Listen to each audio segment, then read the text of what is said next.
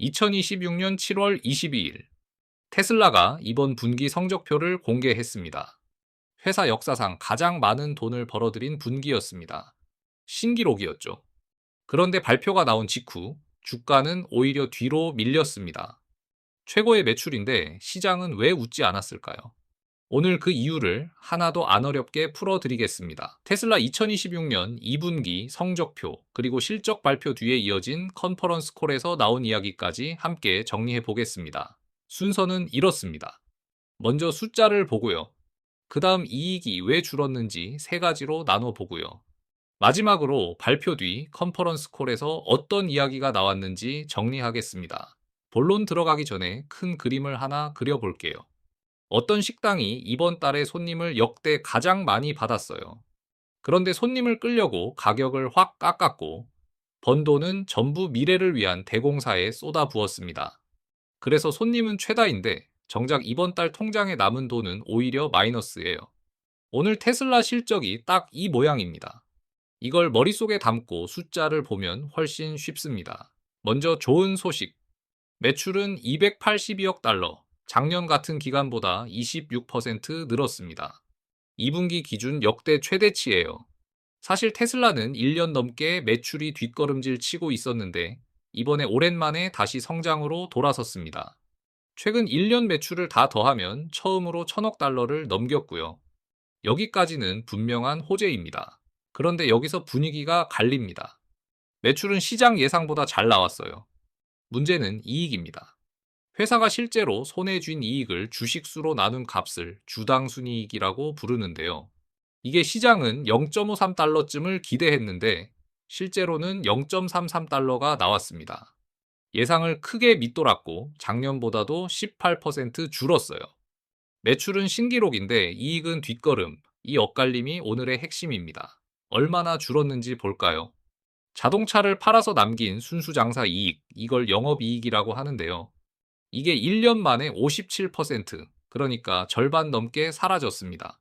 매출 100원을 팔면 몇 원이 남느냐를 영업이익률이라고 하는데 작년엔 4.1원이 남았어요. 이번엔 1.4원입니다.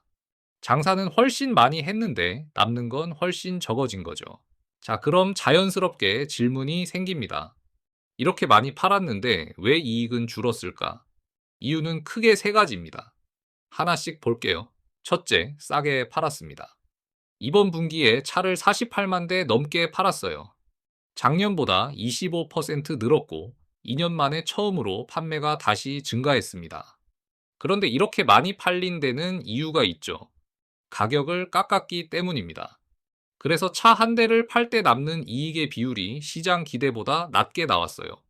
많이 팔았지만 한 대당 남는 돈은 줄어든 겁니다. 아까 식당 비유에서 가격을 확 깎았다는 게 바로 이 부분이에요.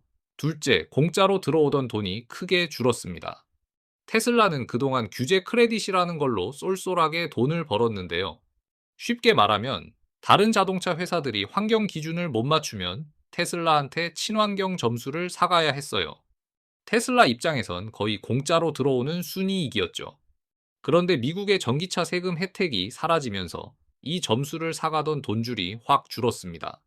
원가 하나 안 들이고 벌던 돈이 빠지니 이익에 바로 타격이 온 거예요. 셋째, 그리고 이게 오늘 제일 중요한데요.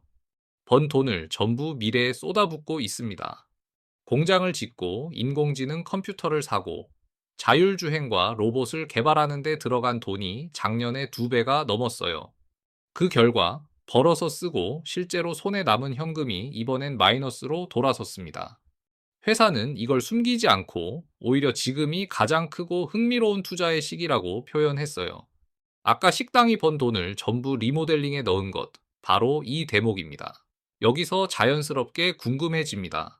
이익을 포기하면서까지 쏟아붓는 그 돈이 대체 어디로 가고 있는 걸까요? 실적 발표 뒤에 이어진 컨퍼런스 콜, 그러니까 경영진이 투자자들과 나눈 질의응답에서 그 힌트가 나왔습니다. 컨퍼런스 콜에서 나온 핵심은 세 가지입니다. 첫째, 운전자 없이 굴러가는 로봇 택시 서비스 지역을 7개 대도시로 넓혔습니다. 둘째, 자율주행 기능을 돈 내고 쓰는 구독자가 148만 명으로 1년 새 56% 늘었어요. 셋째, 그 유명한 휴머노이드 로봇 옵티머스의 첫 생산 라인을 설치 중이고 곧 만들기 시작한다고 밝혔습니다. 아까 그 막대한 투자가 바로 이 세 곳으로 흘러가고 있는 거예요. 머스크가 직접 한 말도 짚어볼게요. 로봇 옵티머스에 대해서는 지금까지 테슬라가 만든 것 중 대량 생산이 가장 어려운 제품이라고 했습니다.